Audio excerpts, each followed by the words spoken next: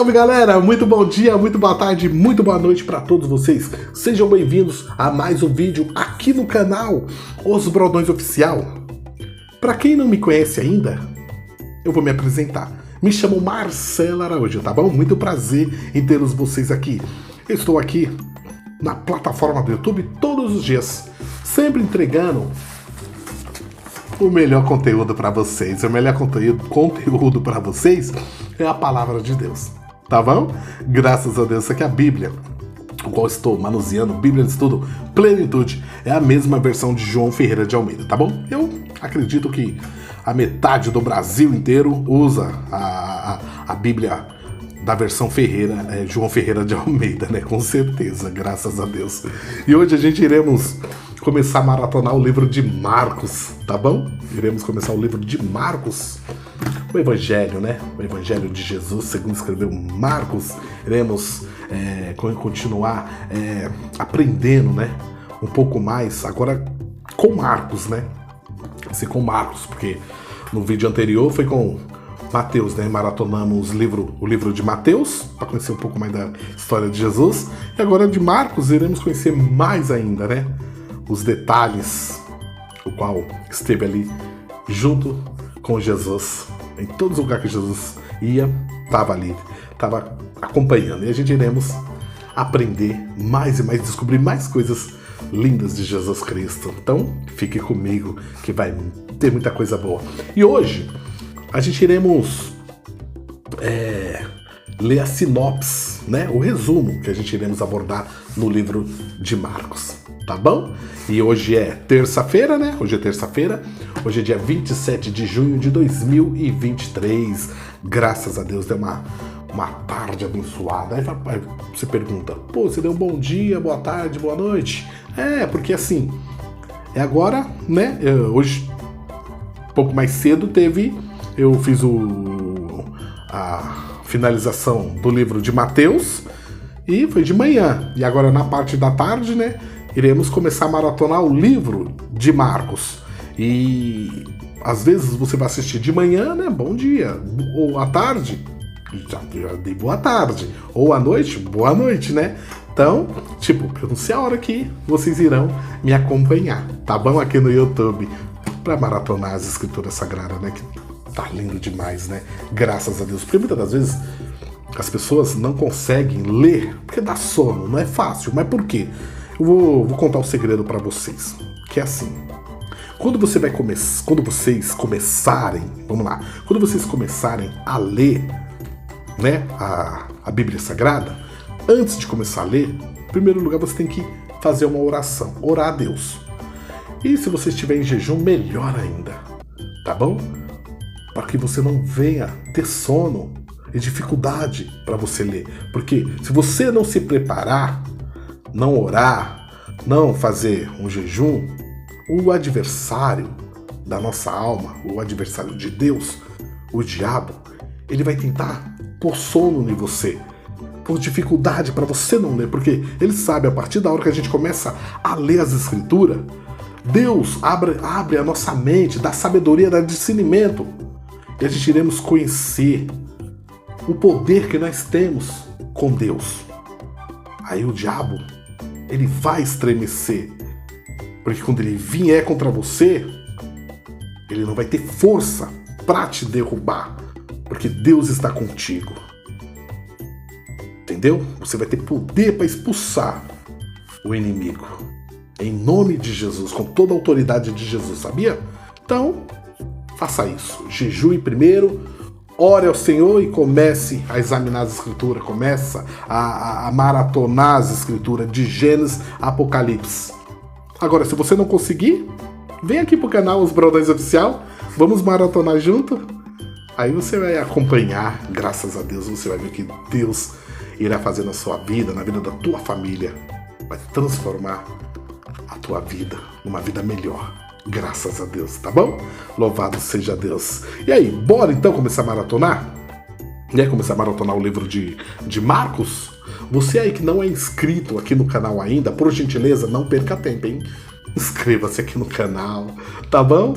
Não esqueça de deixar seu like, tá bom? É muito importante para nós.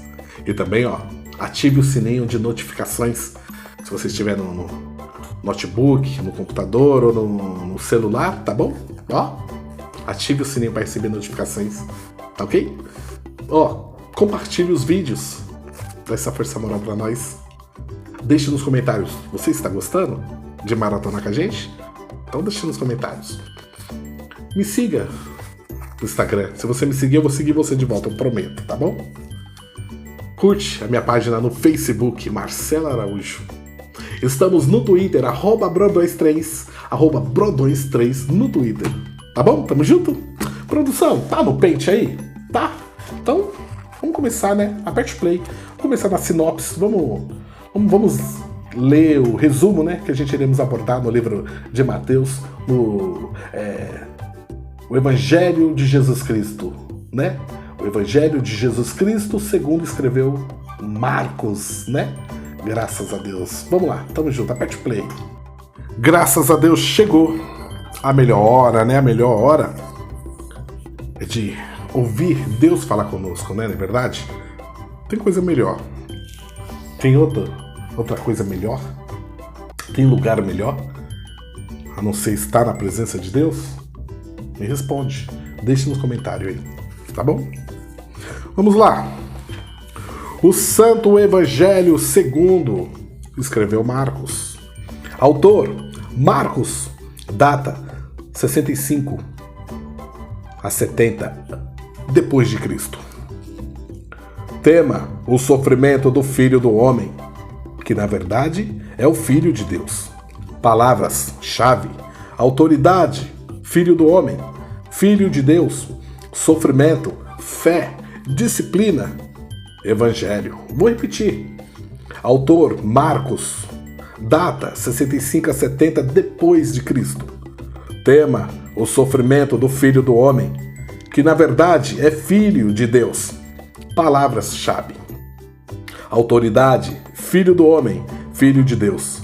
Sofrimento, fé, disciplina e Evangelho. Vamos lá. Autor. Mesmo que o Evangelho de Marcos seja anônimo, a antiga tradição é unânime em dizer que o autor deste Evangelho foi João Marcos, seguidor próximo de Pedro, o companheiro de Paulo e Barnabé em sua primeira viagem missionária. O mais antigo testemunho da autoria de Marcos tem origem em Papias, bispo da igreja em Herápolis, cerca de 135 a 140 anos depois de Cristo. Testemunho que é preservado na história eclesiástica de Eusébio. Papias descreve Marcos como intérprete de Pedro, embora a igreja antiga tinha tomado cuidado em manter a autoria apostólica direta dos evangelhos. Os pais da igreja atribuíram coerentemente este evangelho a Marcos, que não era um apóstolo. Esse fato fornece confirmação direta da autoria de Marcos. A data.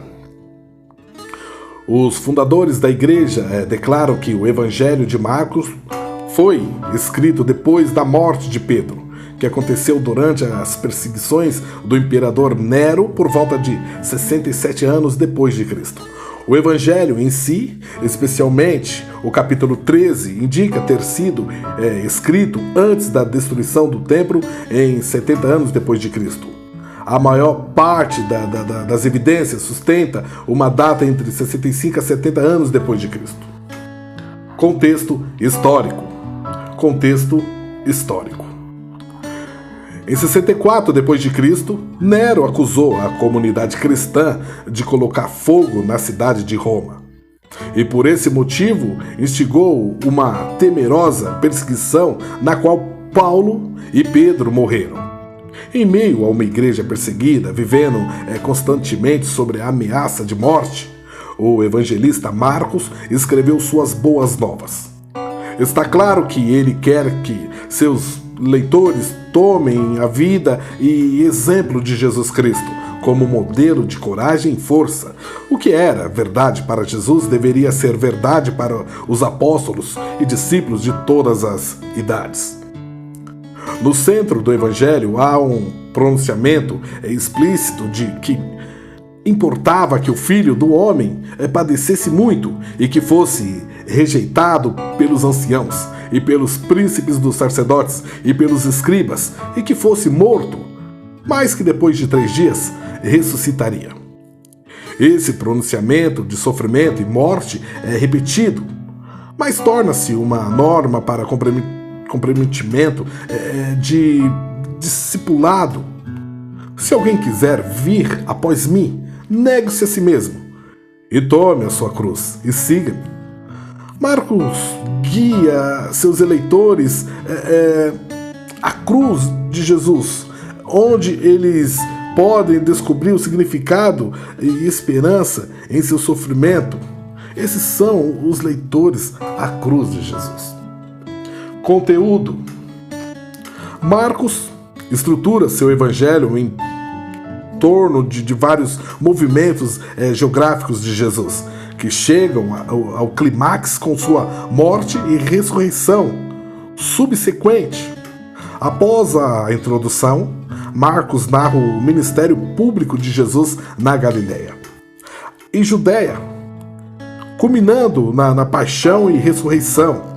O Evangelho pode ser visto como 2 metades unidas pela confissão de Pedro de que Jesus era o Messias e pelo primeiro anúncio de Jesus de sua crucificação.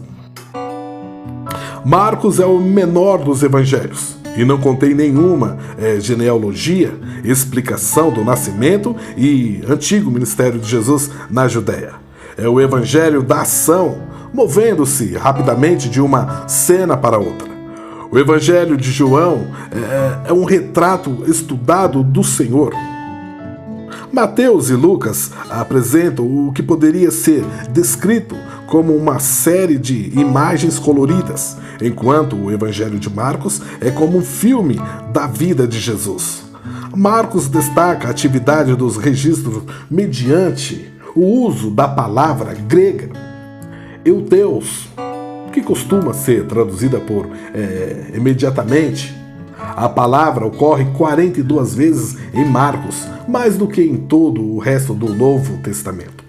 O uso frequente do imperfeito por Marcos, denotando a ação contínua, também toma a narrativa mais rápida.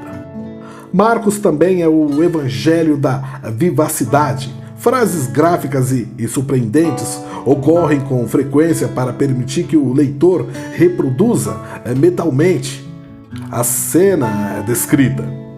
Os olhares e os gestos de Jesus recebem atenção fora do comum.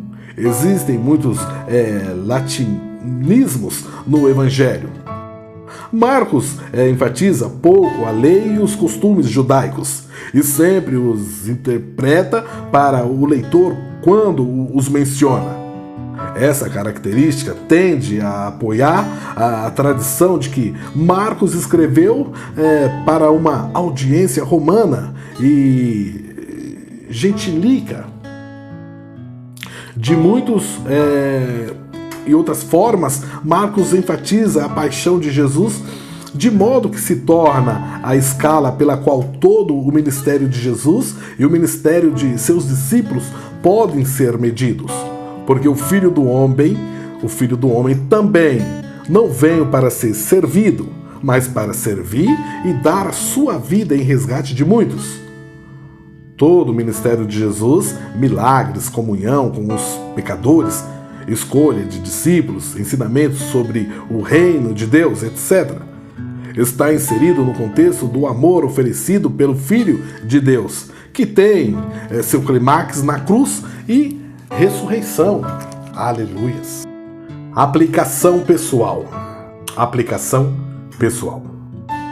O Evangelho de Marcos ensina que a vida do discipulado significa seguir Jesus pelo mesmo caminho de mal entendido, a rejeição que ele encontrou. Para os seguidores de Jesus de todas as áreas e eras, são certos o aviso e promessa. Se alguém quiser vir após mim, negue-se a si mesmo e tome a sua cruz e siga-me, porque qualquer um que quiser salvar a sua vida, perderá. Mas qualquer que perder a sua vida por amor de mim e do Evangelho, esse a salvarás. Marcos sublinha a necessidade de fé na pessoa, mensagem e poder de Jesus para ajudar os que precisam. Pode-se enxergar o oposto dessa fé nos corações endurecidos. O Cristo encarnado que Marcos descreve é alguém que está disposto e que é capaz de ajudar aqueles em extrema necessidade. Por fim, o Evangelho de Marcos garante aos trabalhadores cristãos de todas as gerações que os mesmos milagres testemunhados que conferiram poderes ao ministério dos apóstolos continuarão como traços característicos do povo de Deus sob o Novo Testamento. Aleluias! Cristo revelado. Cristo revelado. Esse livro não é uma biografia, mas uma história concisa da redenção obtida mediante o trabalho expiatório de Cristo. Marcos demonstra as reivindicações messiânicas de Jesus, enfatizando sua autoridade como mestre e sua autoridade sobre Satanás e os espíritos imundos, o pecado, o sábado, a natureza, a doença, a morte, as tradições legalistas e o templo. O título de abertura do trabalho de Marcos, Princípio do Evangelho de Jesus Cristo, Filho de Deus, fornece sua tese central em relação à identidade de Jesus como Filho de Deus, tanto o batismo quanto a transgressão e também a transfiguração testemunham sua qualidade de filho. Em duas ocasiões, os espíritos imundos o reconhecem como Filho de Deus. A parábola dos lavradores malvados faz alusão à qualidade de filho divino de Jesus. Por fim, a narrativa da crucificação termina com a comissão do centurião. Verdadeiramente, este homem era o Filho de Deus. O título que Jesus usava com mais frequência para si próprio, no total de 14 vezes em Marcos, é Filho do Homem, como designação para o Messias. Este termo não era tão popular entre os judeus como o título altamente nacionalista, Filho de Davi. Jesus escolhe o título Filho do Homem para revelar e para esconder seu messianismo e relacionar-se tanto com Deus quanto com o homem. Marcos, atentando para o discipulado, sugere que os discípulos de Jesus deveriam ter um discernimento amplo ao mistério de sua identidade. Mesmo apesar de muitas pessoas interpretarem mal sua pessoa, a missão, enquanto os demônios confessam sua qualidade de Filho de Deus, os discípulos de Jesus precisam ver além de sua missão, aceitar sua cruz e segui-lo. A segunda vinda do Filho do Homem revelará, veja bem, revelará totalmente seu poder e glória. Aleluias! O Espírito Santo em ação. O Espírito Santo em ação. Junto com os outros escritores do Evangelho, Marcos recorda a profecia de João Batista, de que Jesus vos batizará com o Espírito Santo. Os crentes seriam totalmente imersos no Espírito, como os seguidores de João eram nas águas do Rio Jordão. O Espírito Santo desceu sobre Jesus em seu batismo, habilitando para seu trabalho messiânico de cumprimento da profecia de Isaías 42, 1 e 48, verso 16, e capítulo 61, versos 1 e 2. A narrativa do ministério subsequente de Cristo testemunha o fato de que seus milagres e ensinamentos resultaram da unção do Espírito Santo. Marcos declara graficamente que o Espírito o impeliu para o deserto, para que fosse tentado, sugerindo a urgência por encontrar e vencer as tentações de Satanás, que queria corrompê-lo antes que ele embarcasse em uma missão de destruir o poder do inimigo nos outros. O pecado contra o Espírito Santo é colocado em contraste com todos os pecados, pois esses pecados e blasfêmias podem ser perdoados. O contexto define o significado dessa verdade assustadora.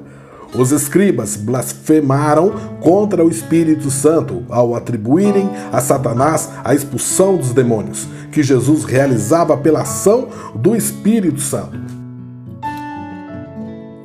Sua visão prejudicada tornou-os incapazes de verdadeiro discernimento. A explicação de Marcos confirma o motivo de Jesus ter feito essa grave declaração. Jesus também se refere à inspiração do Antigo Testamento pelo Espírito Santo, de autoridades injúrias e injustas, também. Um grande estímulo aos cristãos que enfrentam a hostilidade. E é garantia do Senhor de que o Espírito Santo falará através deles quando testemunharem de Cristo. Além das referências explícitas ao Espírito Santo, Marcos emprega palavras associadas com o dom do Espírito, como poder, autoridade, profeta, cura, imposição de mãos, Messias e reino. Glória a Deus, aleluias. Graças a Deus, tá aí. Terminamos, graças a Deus, Aqui a sinopse, o resumo, que tá muito bom, que a gente iremos aprender bastante aqui no livro de Marcos, aqui no Evangelho de Jesus Cristo. Não é verdade? Iremos aprender muito com Jesus. E conto com vocês, tá bom? Pra gente começar a maratonar o livro de Marcos aqui no Evangelho de Jesus Cristo, segundo escreveu Marcos. Tá bom, galera? Então, vou dar a bênção apostólica. Que a graça do nosso Senhor Jesus Cristo, o amor de Deus e as doces consolações e comunhão do Espírito Santo estejam com todos nós e que nós venhamos a selar com amém, amém, amém, dizer: Senhor Jesus, continue conosco, nós precisamos de Ti, graças a Deus, amém. Tá aí, galera, muito obrigado pela presença de cada um de vocês, espero que vocês gostem desse conteúdo, tá bom? E os demais conteúdos que irão vir, a gente iremos maratonar junto, tá bom?